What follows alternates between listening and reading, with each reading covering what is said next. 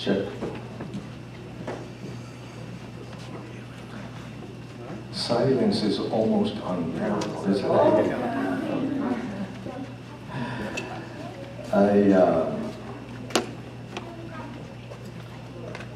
I was holding evangelistic meetings in the valley,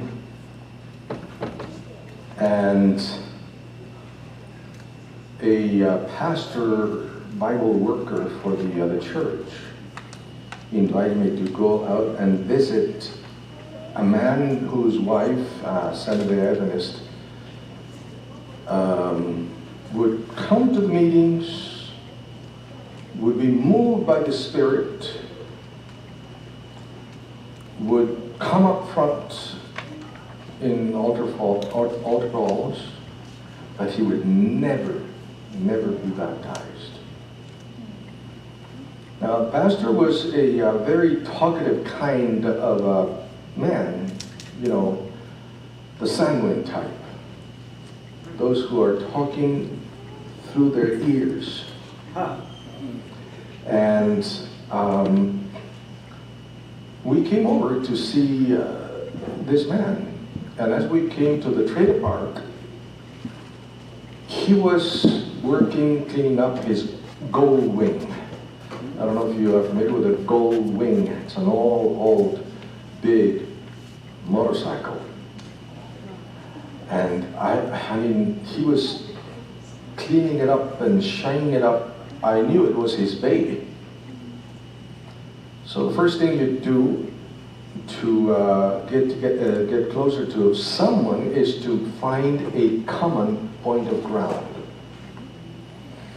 And I congratulated him for his motorcycle.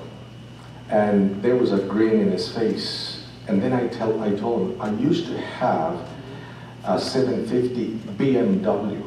And man, I enjoyed riding on it. And then, that was step number 2.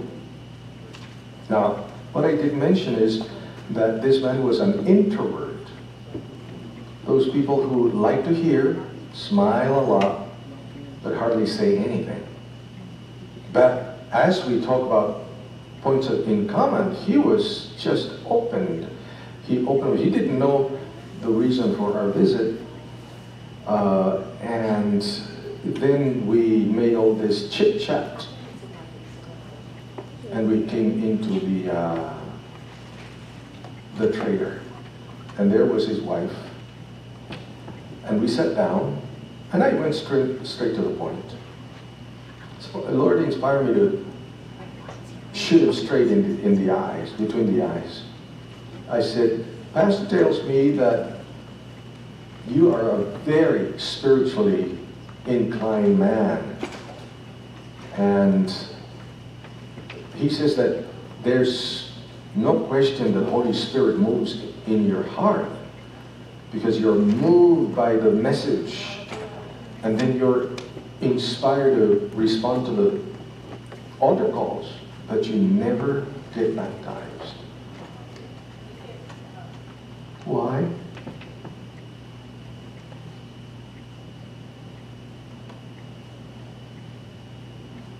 Silence. And as the silence went past 2 minutes, I began to pray. And I said, Lord, please shut this pastor's mouth and this woman's mouth so they keep us quiet as this man and I.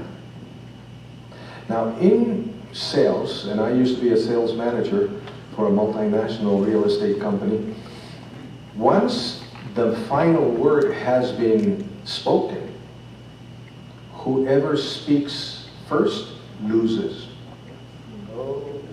Okay? And so I'm praying for these two not to speak, because I'm not going to speak.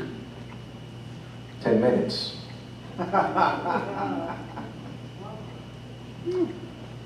20 minutes. 30 minutes. Silence. And God kept the mouths of the lions shut because they didn't speak. And then he said,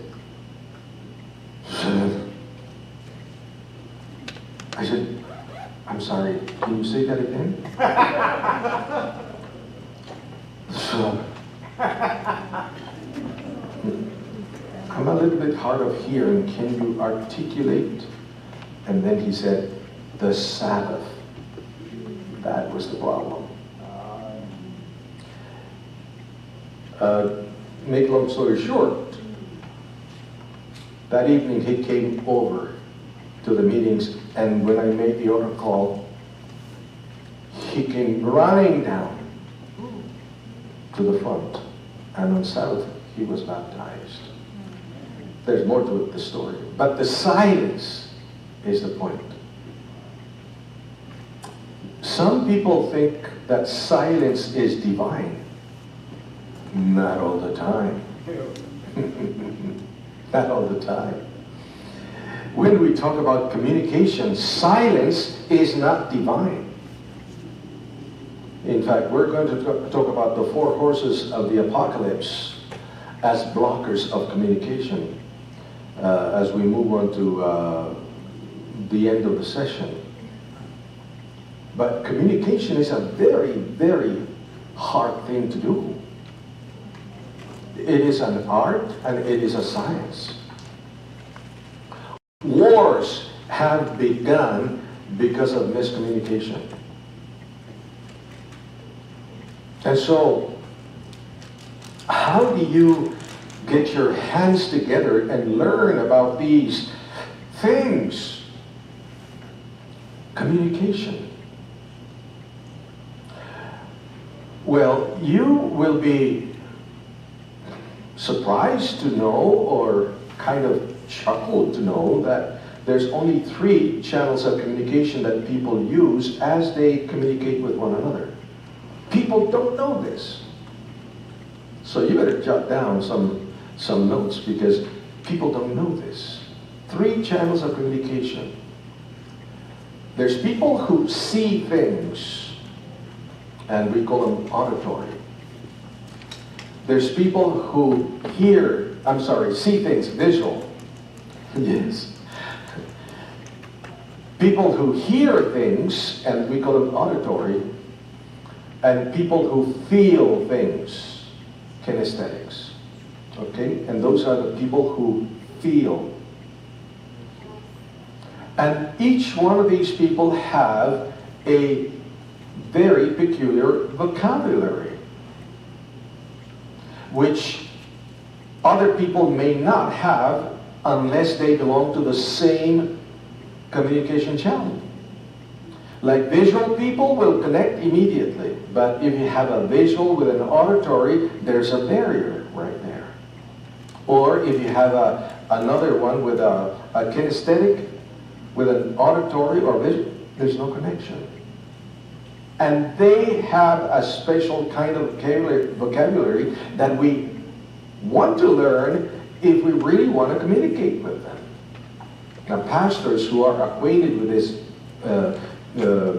concept are smart enough to use these 3 kind of languages in their sermons.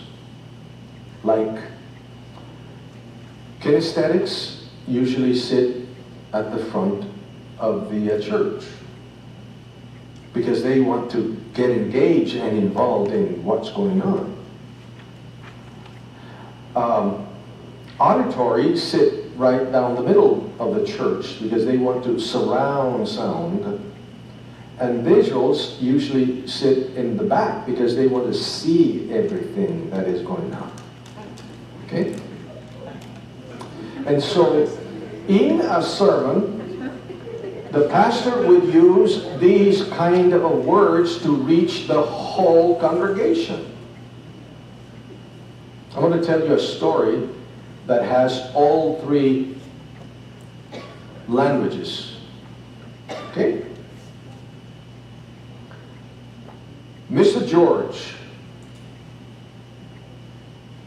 walked into his house after a night at the bar. And he slammed the door behind him. Half drunk, he stumbled upon his daughter, who was playing with her toys on the floor. And when his daughter saw him towering over her, she began to smile and giggle and laugh out of fear. And Mr. George saw that, and he was immediately impacted to know that a little girl who has been trampled upon and probably hurting is laughing. And he realized that it was he responsible for it. And it was the alcohol that he drank responsible for it. He spun on his feet.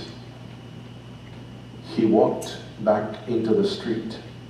It was a cobblestone, and you could hear his steps going forward to the corner. And as he reached the corner, he made a left-hand turn right across the park in town onto the bar. And far away you could see the lit red light welcoming guests, customers to the bar. And as he walked into the darkness of that place, his friends immediately turned around and looked at him with amazement, because he had a face totally different than the face they had seen before. And he announced with a very strong, stentorious voice, deep voice, "Friends, it is the last time you will see me in this place. I'm through with this." And having said that, he turned around and went back home.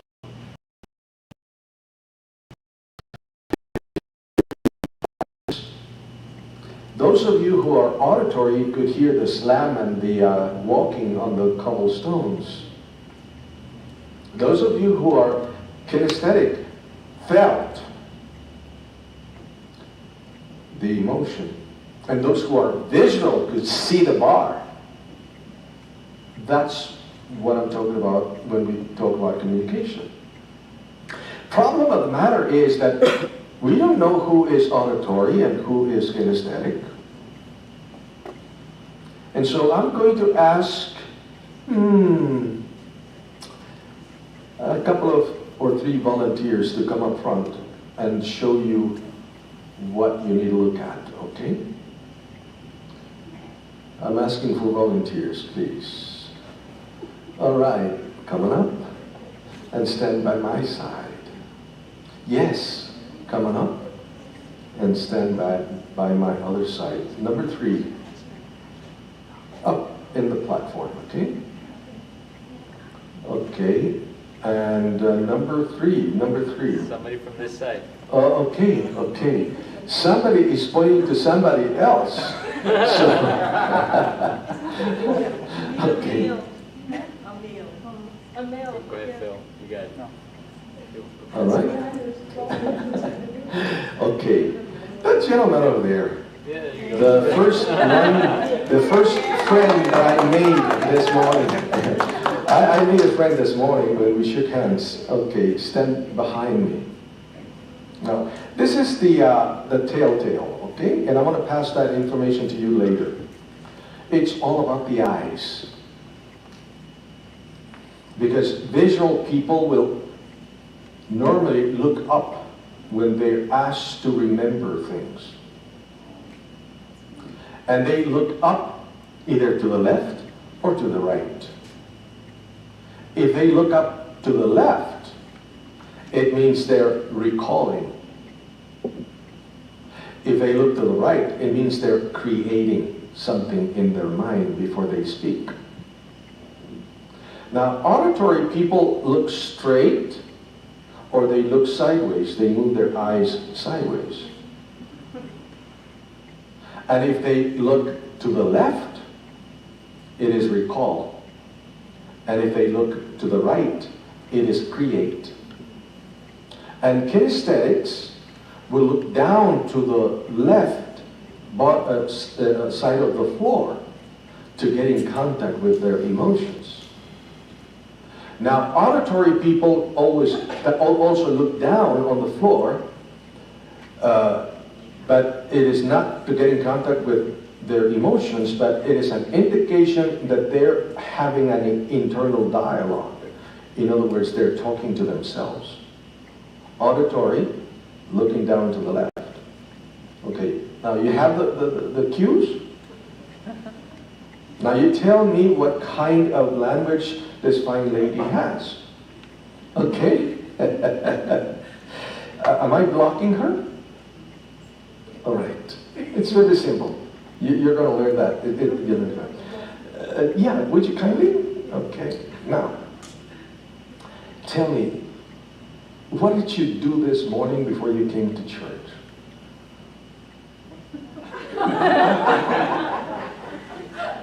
What kind of language does she have? Visual. Her eyes immediately went to the left and to the right. She was trying to remember, and then she tried to make something up. Okay?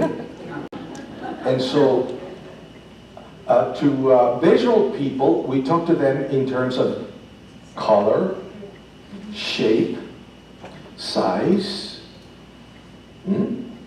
And so, if I wanted, your name is?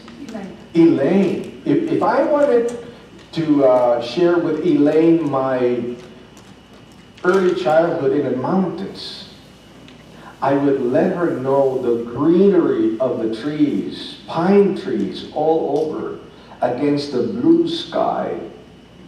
All right? Does that make sense? Okay, you can go back. Ideally, yeah, let's give her a hand. I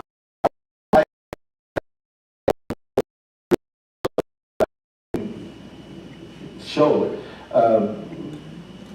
Before you start asking me, I'm just going to go ahead and look out because that's what I'm doing. Okay.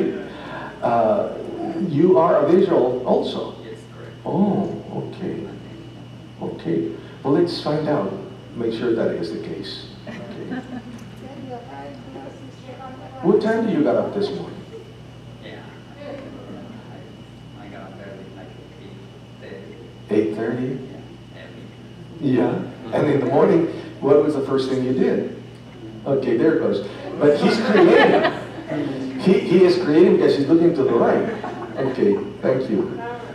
Now, okay.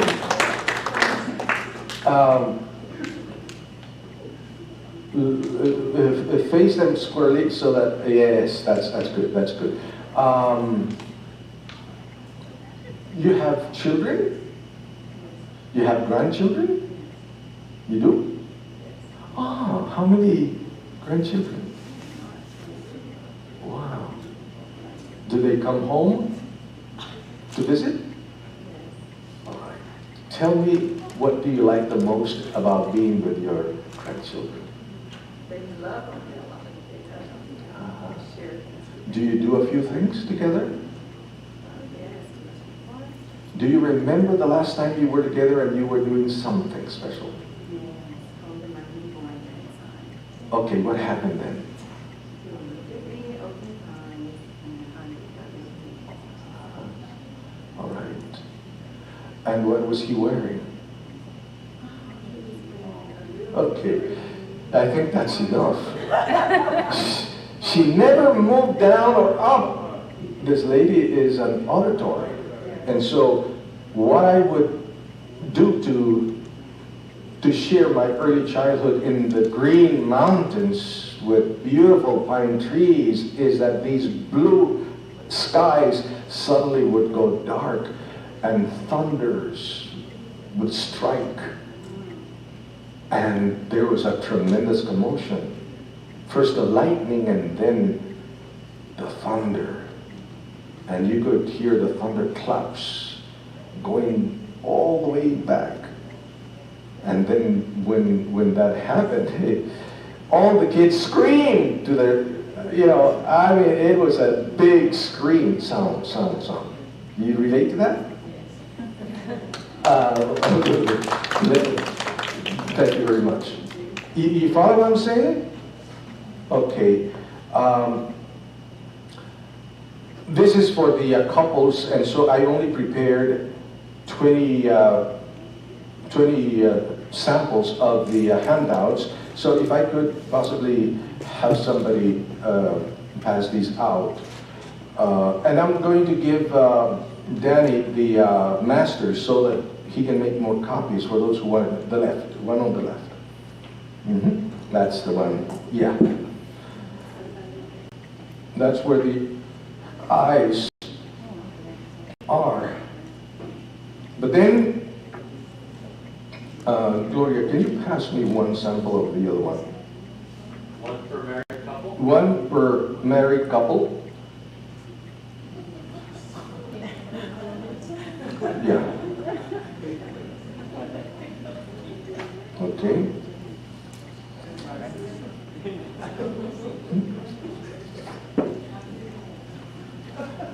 And so I ask you,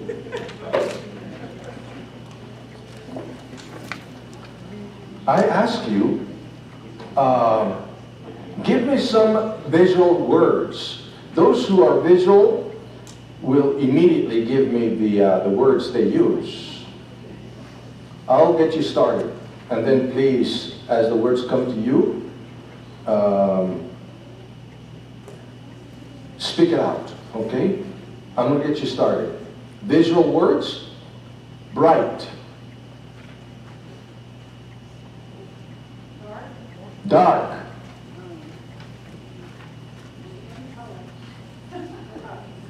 Blue, green. Come on now. Clear. Vague. Dazzling. Come again? Dazzling. Dazzling. Dazzling, would dazzling be auditory?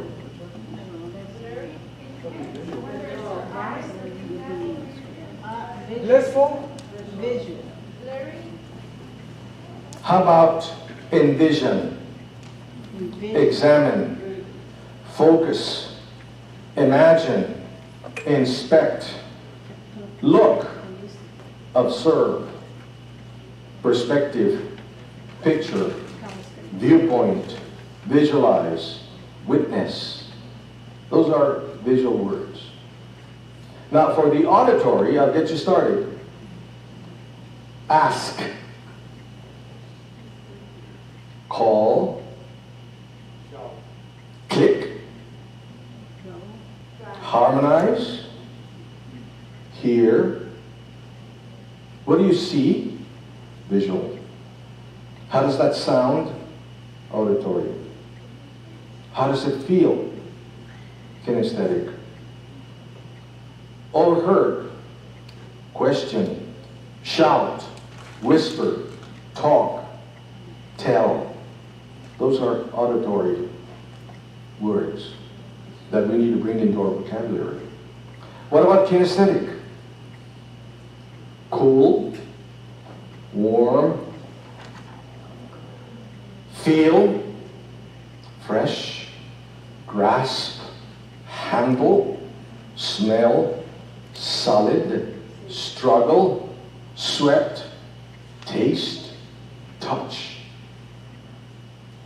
All the emotions are there. And then they're unspecified words. So I'm going to have these distributed also, one per family, so to get you started. And now you're going to go to your spouse and do the same as I did. Or whenever they're telling you something, look at their eyes. And then you will know what kind of language they have. And when you find the language that you both have, ideally the same language, or without, the best, second best is learn the language of your spouse. So that when you talk to your spouse, you can use that kind of language for them to fully understand what you're saying. Any questions? Are you ever a combination of any of them? I beg your pardon? Are you ever a combination of any of them, like you are good or the servant? We all use all three, but there's one dominant. And it is the dominant language. The question for those who are listening, have you found someone who has all three? And all of us have all three, that's the answer, but in different degrees. And the dominant language is the one we want to use if we want to communicate, especially when it is something very important. You want to communicate in their preferred language, okay? Now, John Powell in 1969 outlined 5 levels of communication which can be likened to a person coming out of the forest into the clearing. I love nature. I don't know, by now you can tell. If I was not a pastor, I would be a Robinson Crusoe. But my wife is a city girl, so I settled down for somewhere out of the city, a place that is quiet. But if it was me, I would be deep in the jungle, really enjoying God's nature. And I have been in very, very thick tree forests. So thick, sometimes you can hardly see the light. I mean, the canopy is so thick. And so John Powell uses this analogy to tell or share with people the different levels of communication that we have as we talk to one another. And as you begin this process of deepening your communication, you begin to come out of the forest. First level of communication, he calls it chit-chat. The chit-chat level. Anybody has an idea what that is? Chit-chat is just common things like, aren't those flowers beautiful? Wow, sky is dark. It's going to rain. Chit-chat. It is the kind of communication that you have with people that you are not familiar with, you're not comfortable with, somebody that you don't know. You talk to a stranger, you talk about things. If you're waiting for the bus in New York City, you say, man, this bus is taking a long time. Or when you come out of the subway, you say something, man, that was crowded. Because in the New York subway, during the rush hour, it is just like sardines. And the interesting thing about it is that when you are so jam-packed inside, you keep tense so as to not really get very close or intimate with the next one, shoulder to shoulder with you. Because if you relax, that would be an invasion of their privacy, even though you're jam-packed. And it happened to a man who was in the subway. It was a long ride, and he was next to a young lady, and he fell asleep. And he relaxed. And when he relaxed, she slapped him on the face, thinking that he was getting fresh, because he didn't keep the tension. You see? So, as you talk to people that you don't know, you use this chit-chat. It is very common. We use it all the time. You know, there's no commitment. There's no engagement. In fact, you can say, make a statement and don't speak at all for the next half an hour. And it is no insult to the other person. Chit-chat. How much can two people get together with this kind of language? 0. 0. Question: have you ever used that language at home with your spouse? Okay. How have you used it? Talk about the weather. Talk about the cat. Talk about the dog. Kids left the tricycle outside. No communication whatsoever. I mean, just chit-chatting. The second stage of communication, the second level, it is moving into slightly out of the recesses of the forest and of personal privacy. Now, immediately you can tell that communication has to break privacy in order to connect. Okay? And then you begin to report what happens during your workday.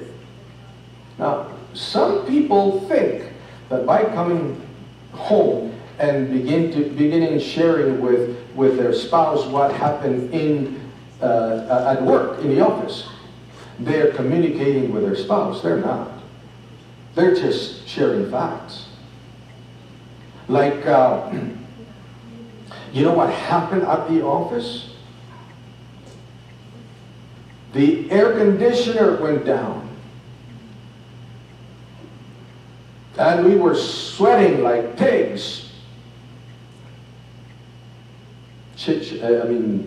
Facts.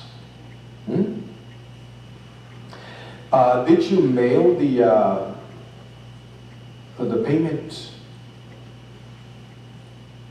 Facts. Oh yes, I did. So what's for dinner?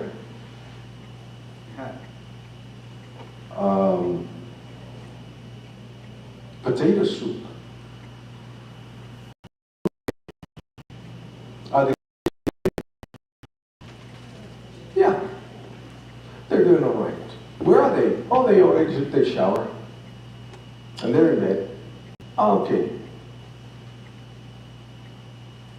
What kind of intimacy is there?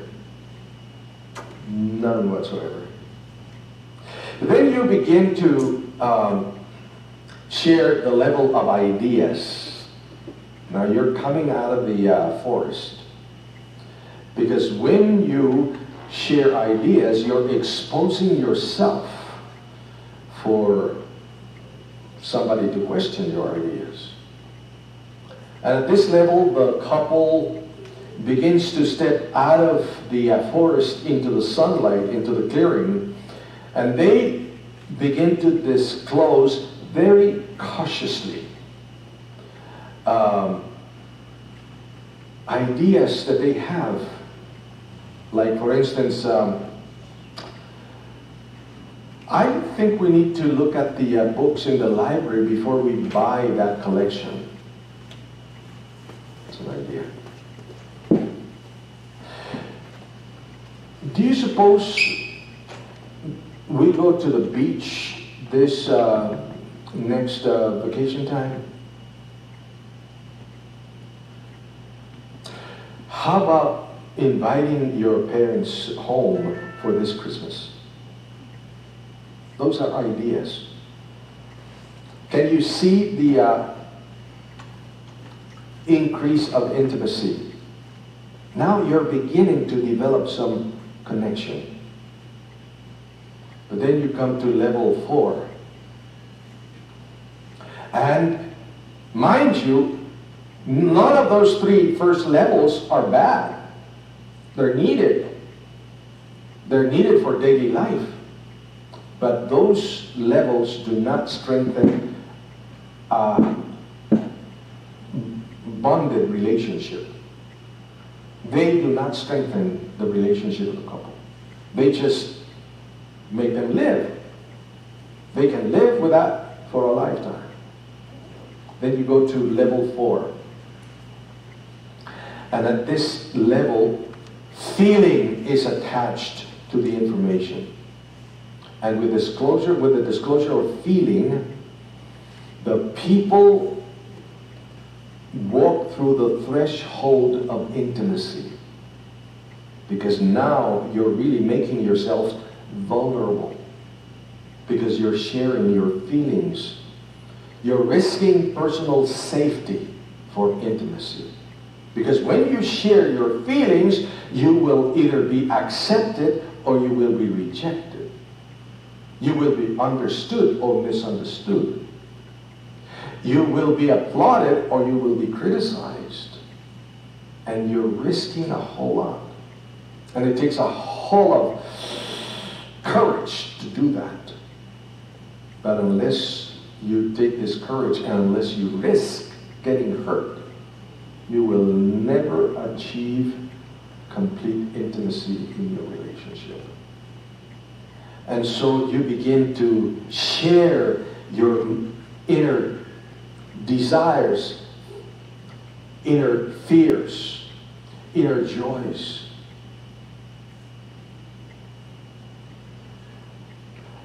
And that's how the other is able to find out where you're at, what's going on in your heart, what's going on in your mind. When one of the partners begins to share feelings, the other should listen. And then listen. And after they listen and listen again. Because if there's a problem that they're sharing, a fear they're sharing, the immediate response is to fix it up. And people don't want you to counsel them to fix it up. They just want somebody to hear. That's why psychologists get paid for it, because they listen. And that's what we call active listening skills. It is known that psychologists will live 10 years less than the rest of the population because they carry everybody's burdens. And counseling requires 100% attention all the time. Can you imagine the amount of energy you spend by keeping an eye and checking all the nonverbals so that you can come to the right conclusion and be able to offer it to your clients? It's just amazing. Listening. Thing is, our parents teach us to talk, but they don't teach us to listen. Whenever we start learning the language, parents would say, no, you don't say it that way, you say it this way. But has anybody been taught by a parent who said, no, this is the way you listen. Let me teach you how to listen. Let me teach you how to talk. And so listening is a skill that needs to be learned. Now, this is very hard for the choleric type, because cholerics always want to find answers and solutions. Okay? My wife, she's a choleric phlegmatic. And she enjoys resolving anybody's problems. And she's got an answer for everything. And good answers. But when people come to you, or when couples get together and they begin to share their feelings, their anxieties, their desires, their joys, their hopes, it is not for you to find a solution. It is for you to listen. And so the proper response would be just a simple, That's what psychologists do a lot. Tell me more. You can use creative questions. And creative questions are based on the facts that have already come up on the surface. Because if you come to a conclusion and you dig in, you're invading privacy. You need to stay in the same level. Like, for instance, somebody says, "Oh, it's going to rain." And somebody says, "Are you afraid of the rain?" That's too much. But if somebody says, "Oh, it's going to rain," "Yeah, I think it is. Look at the sky." Same level. But then if the person says, "And I'm afraid of it because, oh, is that true? So what brings you fear?" Same level. The other person has the agenda. The one who initiated the conversation has the agenda. Creative question is, asking further questions for clarification based on what you have already heard without going any further. But if you just listen and nod and keep your eyes on the person, you don't turn around and read the paper, yeah, tell me about it, or keep watching the television, yeah, go ahead, tell me. That's absolutely not. Are you with me? Is this making any sense? All right. I'm going to give you these handouts later, so not worry about taking notes. And then we come to the level that really makes a connected couple like you could never split them apart. And that's self-disclosure. And when you self-disclose, you really open your heart. Like when you talk to God as a friend. Because prayer is talking to God as you talk to a friend. If you have good friends, or if you have a best friend, you know what I'm talking about. The reason why you have a best friend and you become best friends is because this person loves you, is trustworthy, will never betray you, will never ridicule you, will never criticize you, will never make fun of you, will never laugh at you. You will laugh together, will never put you down. You feel at ease with best friends. I used to have a childhood best friend. His name is Arturo. And we were little kids. We used to visit this northeast part of Guatemala, where there is a fishing village called Livingston. And it's a paradise like tropical jungle. And we had to go by ship. There's no roads to it. And so the ship will take you around the shore over to the mouth of a huge river, Sweet River, the only river in the world that is navigable from beginning to end. And it's navigable from the beginning to end because it starts in a lake, Lake Isabel. It's a huge lake, almost like a sea. And it flows down to the Atlantic Ocean, the Amatique Bay, south of Belize. And if you have your geography right, you know what I'm talking about. And I remember that every summer we would go and visit because my parents met together in Livingston. And there were family there, and he was a member of the family, and we were buddies. And as soon as the ship was docking, I was looking in the crowd, and there I saw my friend, and I just would jump out of the boat onto the dock, and we would hug, and we'd just take off into the jungle, and we'd go fishing, and we'd go swimming, and we would go chasing girls, and the whole thing. And when the end of the day would come, and we would have to come back home and go to sleep, we just kept on talking and talking and talking and talking and talking, to the point where his mother would hush us from the other room. Hey, kids, go to sleep. And then we began to talk in hushed tones until we fell asleep. Was there a connection there? We would share anything.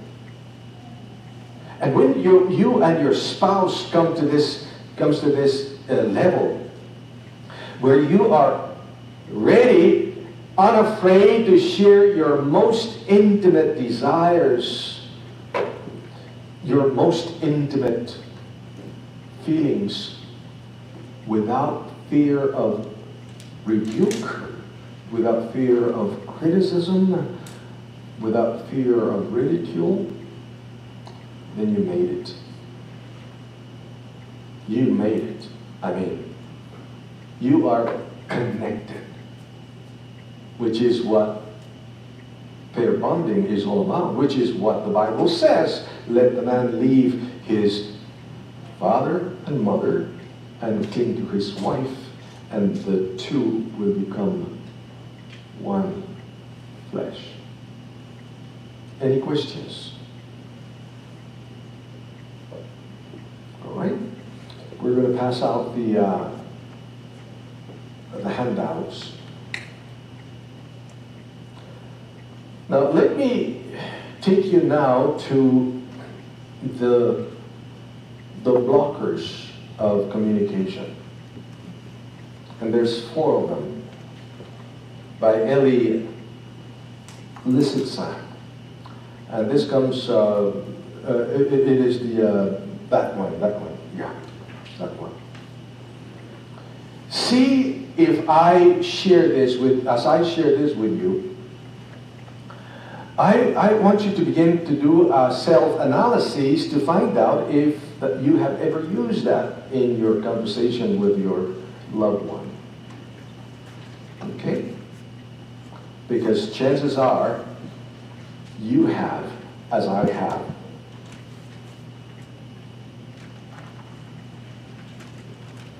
So, Eli Lissitsa calls them the 4 horsemen, and she is equating them to the 4 horses in the Apocalypse, in Revelation, that describe the conquest and war and hunger and death, respectively, these 4 horses. And she gives them a name, and the first one is criticism. That is a communication blocker. Criticism. And people want us to believe it is constructive criticism. But if it is criticism, it is never constructive. Advice, maybe, but criticism, chopping down whatever you have done, or chopping down, destroying what you think, that's not constructive. So if it is criticism, it is not constructive. So how can you identify criticism? You see, there's several ways of objecting to your husband's or wife's opinion. You can complain, but complain is simply saying, like, I was scared because it began to rain and you were away and I thought you could have an accident. That's a complaint. But criticism, you don't assume. Well, let me backtrack. The problem with criticism is that when it becomes pervasive, it paves the way for another, which is deadlier, that follows. And so criticism is an assault on the individual, on the person. We call it ad hominem. Ad hominem is against the man. It's Latin for man, hominem. Ad hominem, against the man. It is like, criticism is like taking a bat and beating somebody to death as you crush their skull. That's what criticism is all about. And how do you destroy somebody's skull? By putting them down, by attacking their self-worth, by attacking what they are, who they are, and who they represent. That's what criticism does.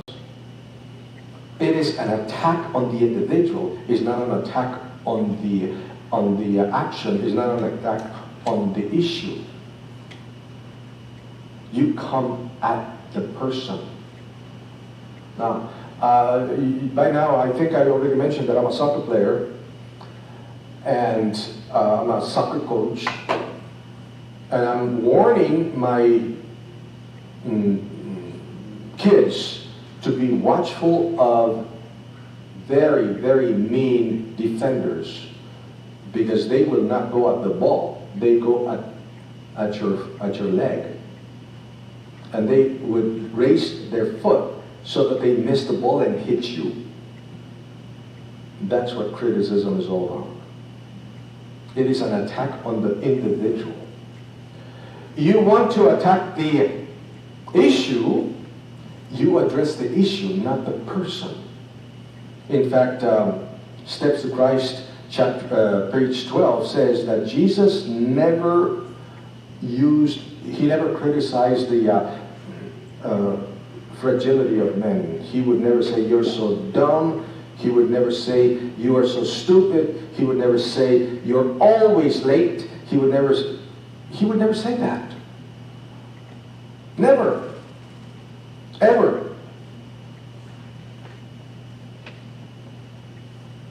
We're human beings. We're frail. This morning I mentioned that we all have made mistakes. And when somebody takes that mistakes and rubs it on your face, he or she is really destroying the individual. And nothing will destroy communication and destroy a relationship like criticism would. The next horse is contempt. And contempt, when we communicate in this state, we are truly mean when we use contempt, because we treat others with disrespect. We mock them. We use sarcasm. We use ridicule. We call them names. We mimic with the body. We use, even sometimes we regress back to childhood and use what we used to say to the kid, da, da, da, da, da. You know, it's stupid. And then the eye rolling, the scoffing, and the silence, and the snapping. Contempt. And contempt goes beyond criticism, because while criticism attacks the partner's character, contempt assumes the position of moral superiority, and they set themselves on a pedestal, looking down on you and making you feel they're better than. That's contempt. Another way to destroy communication between the couples. You would say things like, "So you're tired, huh?" And right away, 73% of our communication is nonverbal. The way we move, what we do, and sometimes it is automatic. We don't know we're doing it. And only 7% of it is intonation and vocabulary. But 93% of communication is nonverbal. I can tell you so much without even saying a word. If I look at you like this, you already know what I'm thinking. Right? Or if I look at you like this, you already know. But if I look at you like this, what a difference it makes. And sometimes, this is going on at home, and the person who perpetrated this act will deny it until they die. I didn't do anything.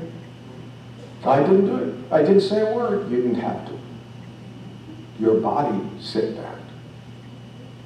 Criminologists use this nonverbal communication to find out if criminals are lying or not, because their words are not in tune with their body signals. Okay? And so, as we go further down,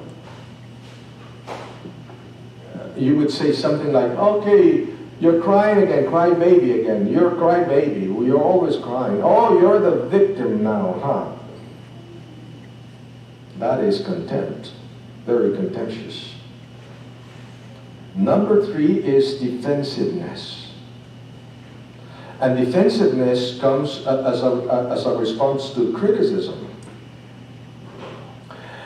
We are defensive, we become defensive because people are really destroying our self-image and our very core.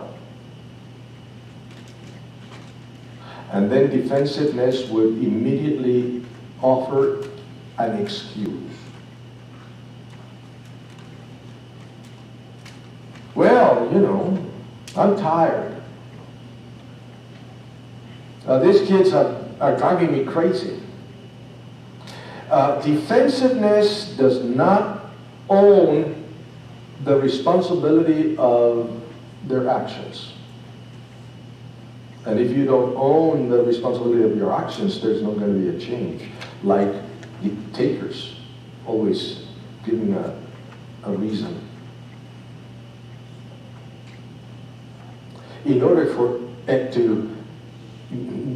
change to take place in a person's life, he or she has to recognize what they are doing and what they're doing wrong and right. To lean on the right and sweep away the wrong. By submitting their will to God and having the power of the Spirit bring change into their lives.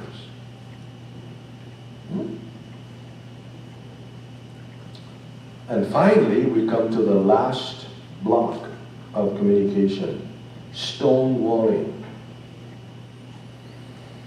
And stonewalling is usually a response of contempt to contempt. Stonewalling occurs when the listener withdraws from the confrontation. Rather than dealing with the issues, he or she just keeps silent. And that drives crazy the other person and gets the other person frustrated because the other person thinks that it will never be resolved. Any questions so far? All right. Now, it is good to talk about the problem, but what about the solution? So how do you counter everything? If somebody's coming down to criticize you, calm down.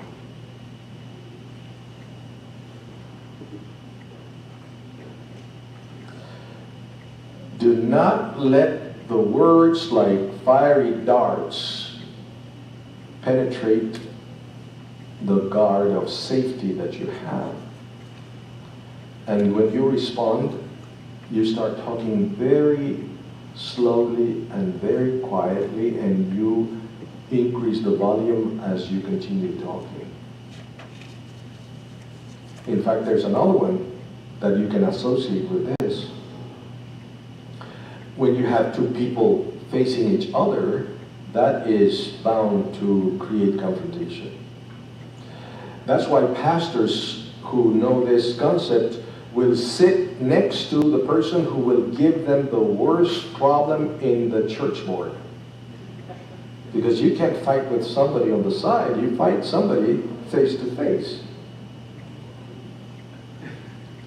So wise pastors would see who's going to give him trouble in the church board, and he will sit beside that person and diffuse all the attacks.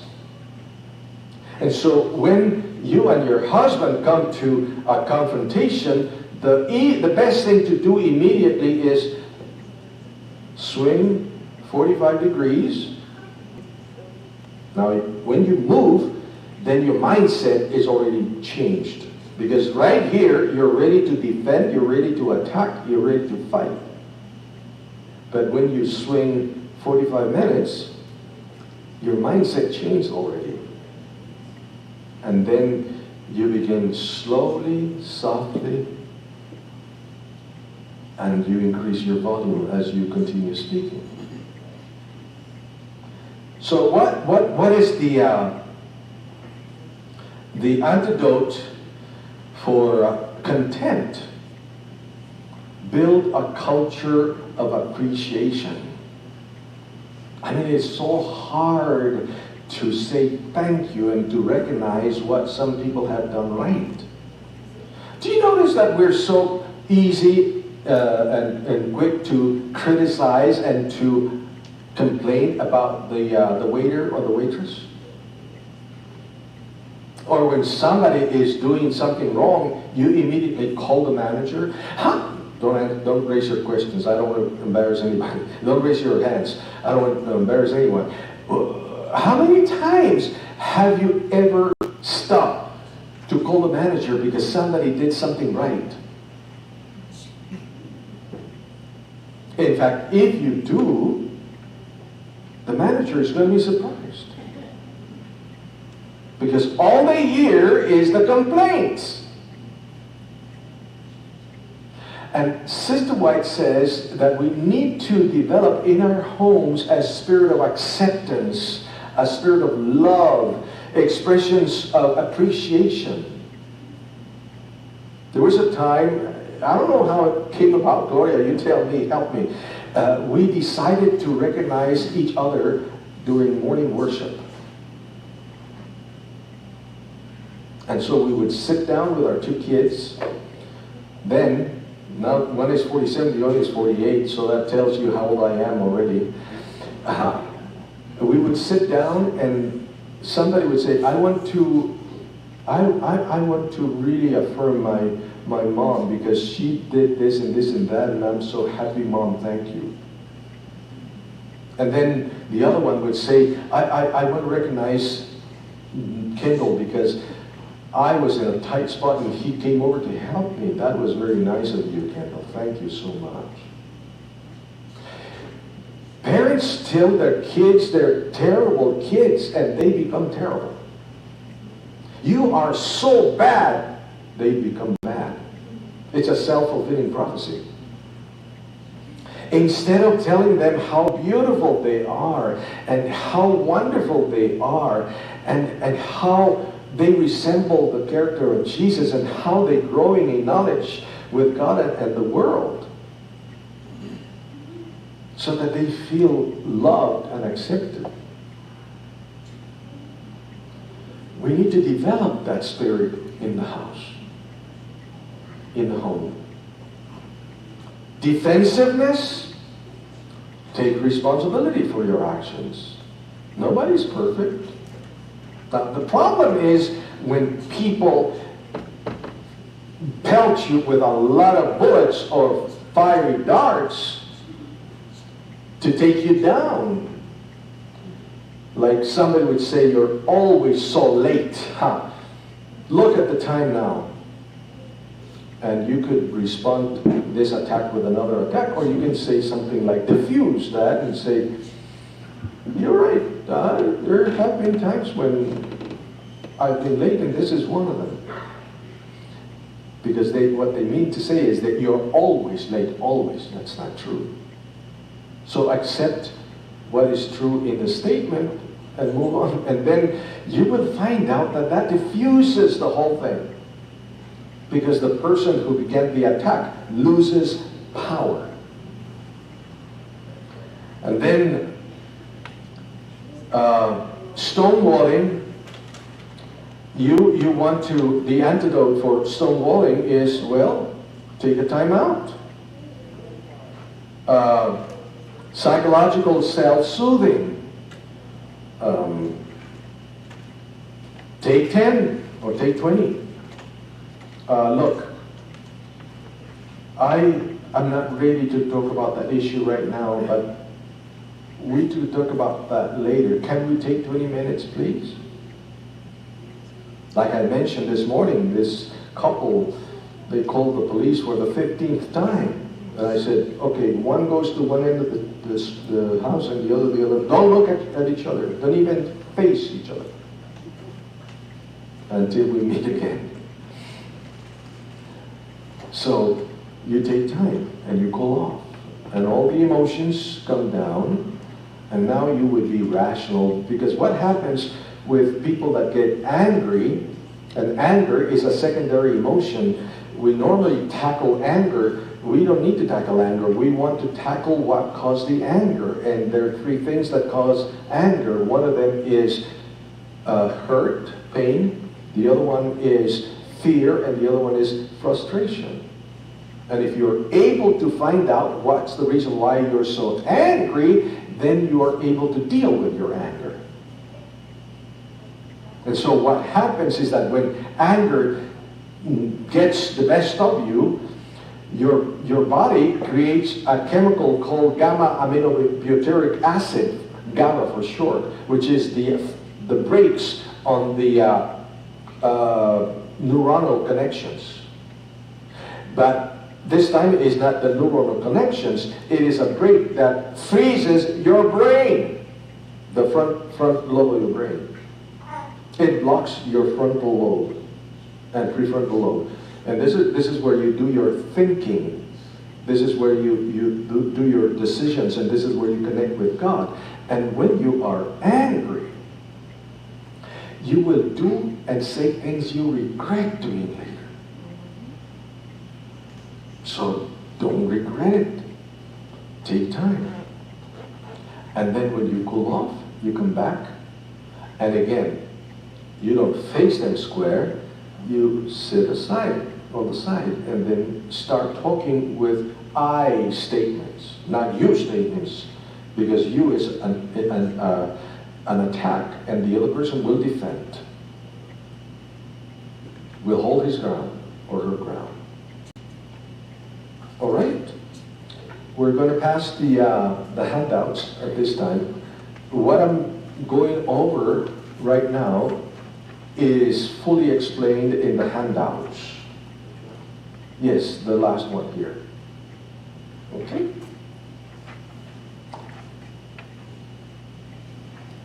Yes, there's a hand over there. Okay, while Danny is passing them around, are there any questions? Yes. What was the counter for stonewalling? The counter for stonewalling. Stonewalling. It is time. 20 minutes. Time. And it is explained on the handout in detail. Another question?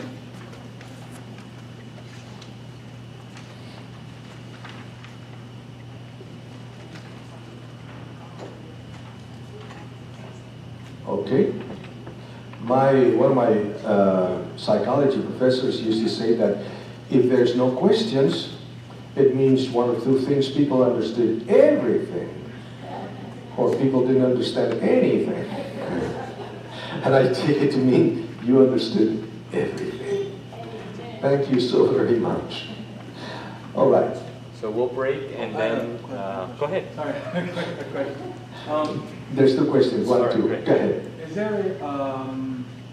Is there an instance where in communication, do men or women exhibit passive aggressiveness? Oh, absolutely. Is it a good thing or a bad thing? And can you give us a reason of why we shouldn't do it, or when it's okay to? Passive aggression is directly connected with personality type. The introverts, the people that have a hard time communicating verbally, will usually use passive aggression. The people who are the non-dominant, less dominant people, they would use passive aggression because they can get back at the aggressor claiming they didn't. And passive aggression is like kicking somebody under the table or needling somebody. I'm talking about, is that literally, but that's how passive aggression works. Because passive aggression, you can never put your finger on, and you can always deny it. But the other person feels the sting. And so it is not positive to use passive aggression, even though it is passive, because it still destroys the relationship. Instead of that, it is best to say the few words that you can say and deal with the issue. Yes? So how would you describe the difference between criticism and critique? Criticism versus critique. Criticism versus critique. As I understand it, critique is an analysis and evaluation of a procedure or a process so that you can find the weak points and the strong points and emphasize the strong points and see if you can turn the weak points into strong points, a critique. But criticism is going at the individual who created the program, attacking the person who designed it, attacking his ideas and attacking his persona. It's a directly personal attack. Okay? So critique is good. Positive criticism, totally different story. That's a misnomer. It's not really. But critique is good. Answer your question? Okay. So critique is like the equivalent of like constructive criticism, or is that a misnomer as well? See, that's the point. That's the trick. Gotcha. Critique is an evaluation of a process to see what flaws it has, but it is the evaluation is to the issue or the program, not to the one who created the program. Okay. Any other questions? I just want to know how, oh, Okay, the mic is coming, so we can all hear. I just want to know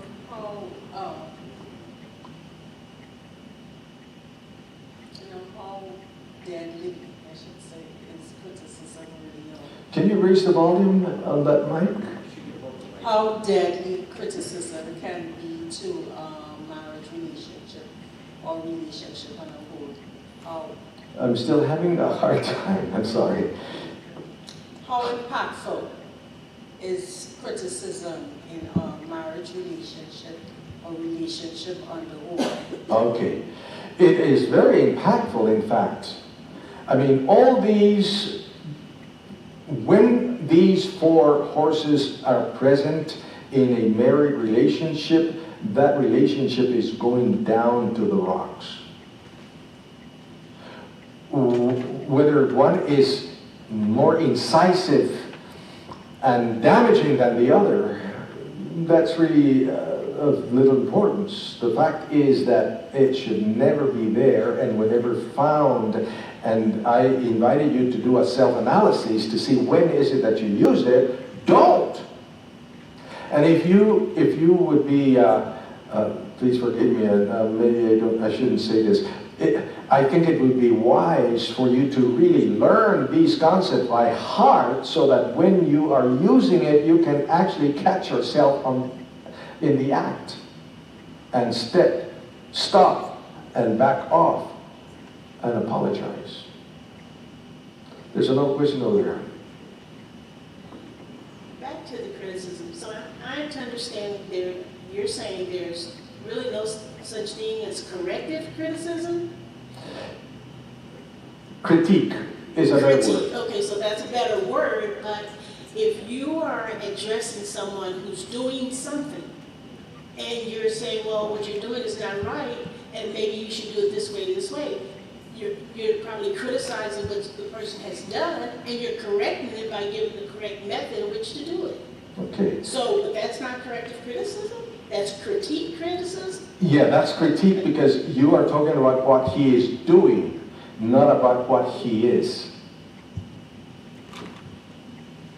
You're criticizing the behavior.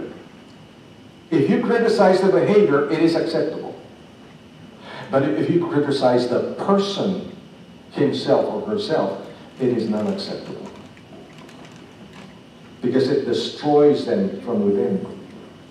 And you don't want to destroy, right here, Danny, and you don't want to destroy your husband. You don't want to destroy your wife. You want to enhance and you want to uphold them. I was just going to say, yeah, because a lot of times when we criticize, like say for example, somebody was lying, like you're a liar, they might take that internally as you're saying that I'm a liar, but you're not trying to say that about them, you're just talking about that behavior. So a lot of times our first step is like self-defense. We want to defend ourselves. No, I'm not a liar. And we take that internally when you're trying to just criticize that action that that person is doing. Okay, let me change that statement and say it two different ways. You are a liar, or you lied. You see the difference? You lied. Or you are a liar. That's the individual. But you lied is the action, the dynamic. Okay? So with respect to critique, all right, one can't really, let's say if I were to critique your presentation right now, you'd feel a certain way. You may not really even think that I'm qualified to critique your statement, right? But as far as building relationships with a friend or spouse or someone, a colleague, there's a need for an openness to be able to share, hey, this is what I'm observing, this is not working out, and this is why it's not working out. Now, at least to the end of whatever the expected result is, it's not working out or what have you, the person receiving that information may get offended, all right? Now, so in this person's perspective, it could come off as criticism. And even though you're just saying the process this is not working out, and you're explaining why, and this is what you may suggest something else, the bottom line is that oftentimes people interpret, rejection of, say, an action as a condemnation or more, and so is what I've observed in some cases. It's some people, unless it's an accolade, they may not let it slide, unless it's an accolade. Mm-hmm. And so, how does one deal with that? Because there has to be a level of openness, and hey, you know what? I don't like what you're doing. I don't really feel comfortable with this, or this isn't working out. But at the end of the day, you want to be able to have an open dialogue with your person to say, hey, okay, it's not working out. Why is it working out? Well, this is why it's not working out.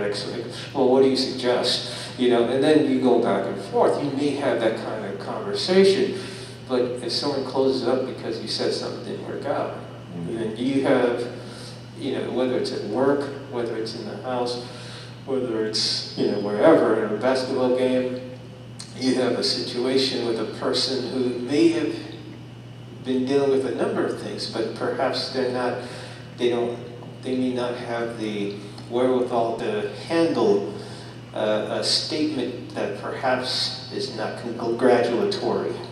And so I've noticed that there are some situations where individuals respond negatively 99% of the time when it's not an accolade, when they're ready to fight for it and defend why they did it, and so what do you do then?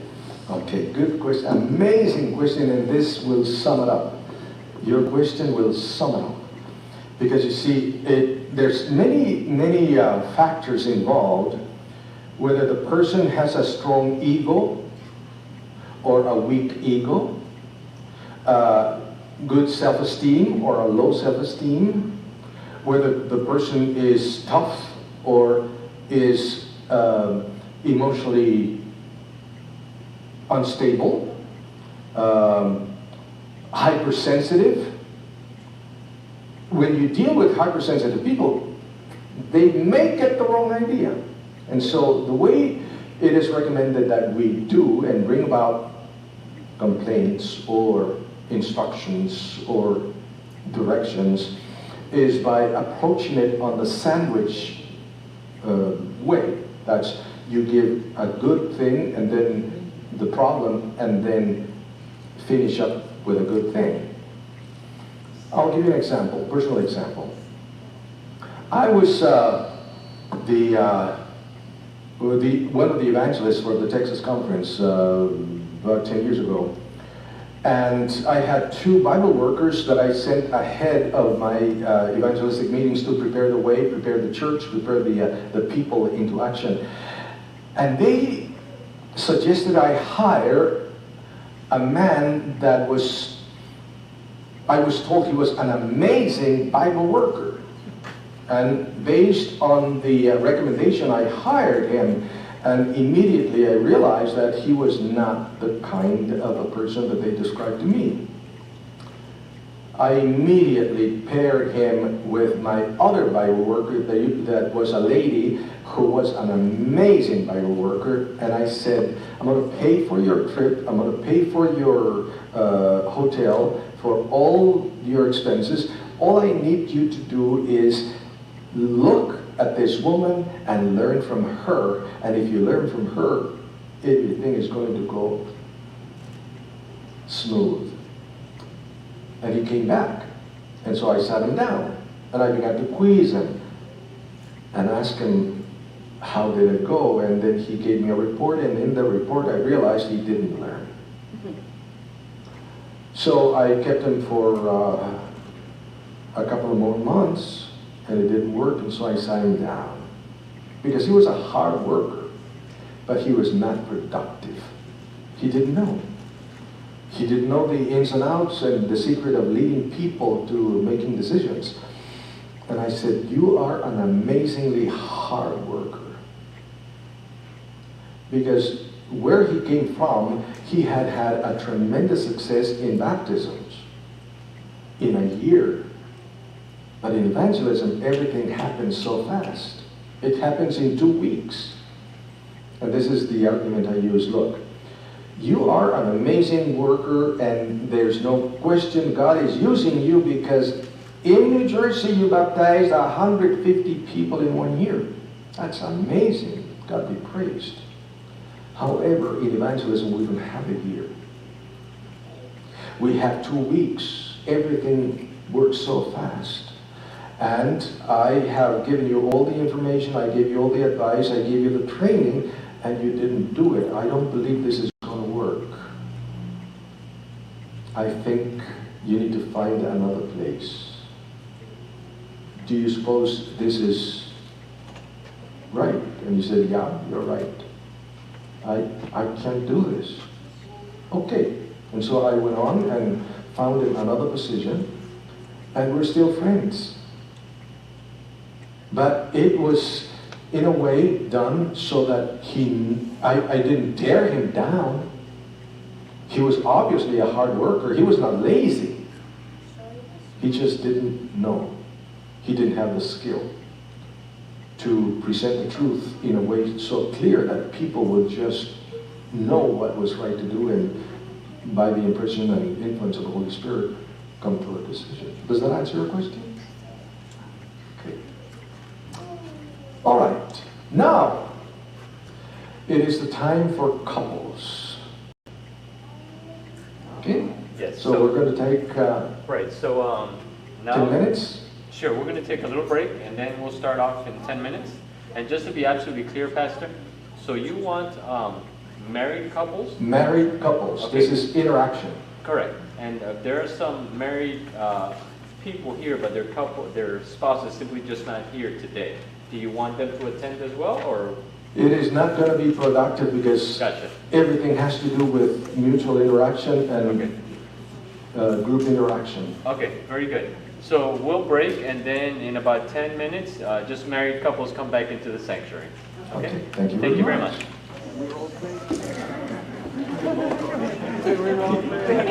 You can practice that.